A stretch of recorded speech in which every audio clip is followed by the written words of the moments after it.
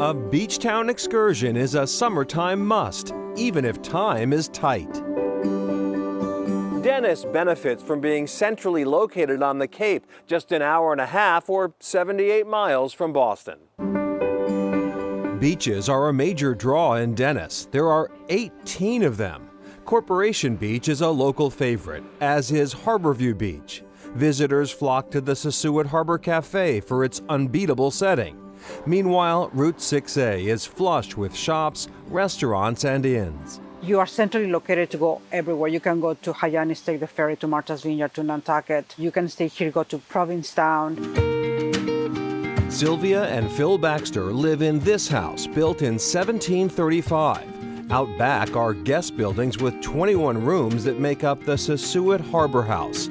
The Baxters bought the inn in 2019, after years living on the West Coast. We were in LA, missing my daughter that was accepted to Philip Exeter Academy at 14 years old. And me being Hispanic, it's just like, no, your kid has to be with you all the time. So I was just thinking a way to be closer. I just sit on my computer and start looking for options for businesses.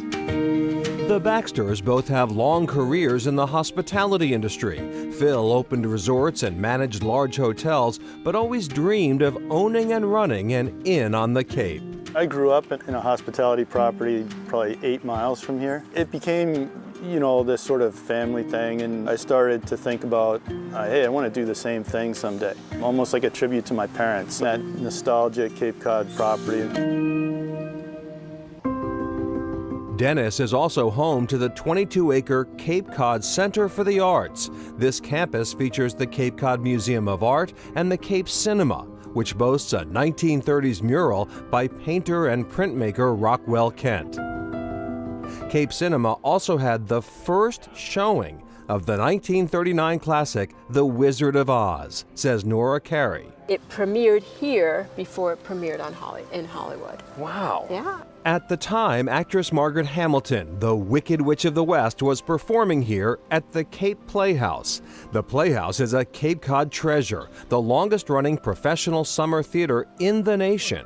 Carey is executive director. We wouldn't survive 100 years, nearly 100 years, if the community wasn't behind us. When does theater come to Dennis in this place?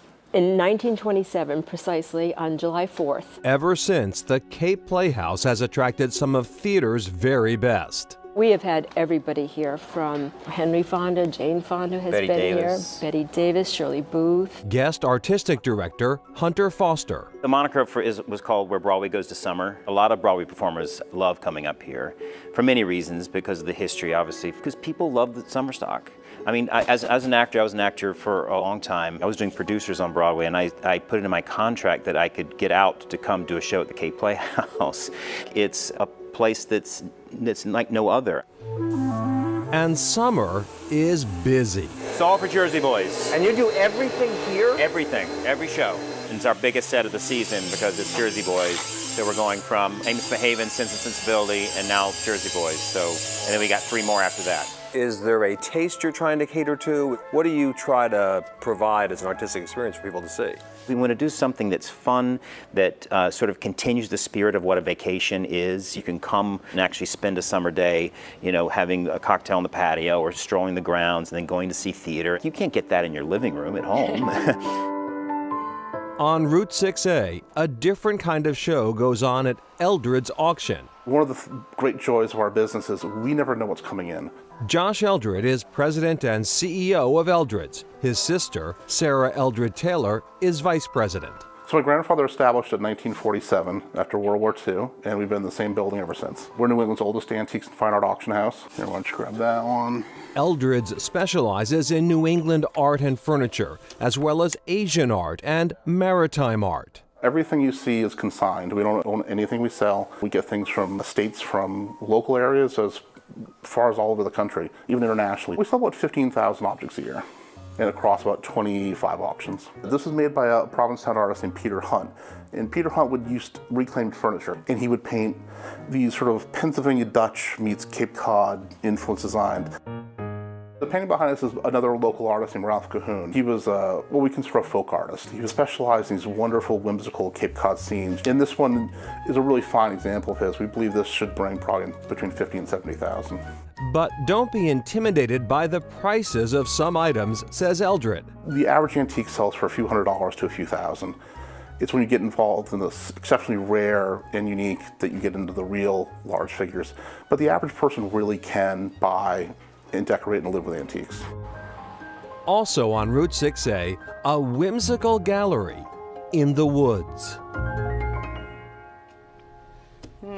And back to the Cape Playhouse, Hunter Forrest says that the theater is haunted by the spirit of the late legendary Gertrude Lawrence. Yes, Gertrude Lawrence used to go. perform there, and the staff still puts blue hydrangeas, they had to be blue hydrangeas, in her former dressing room every night.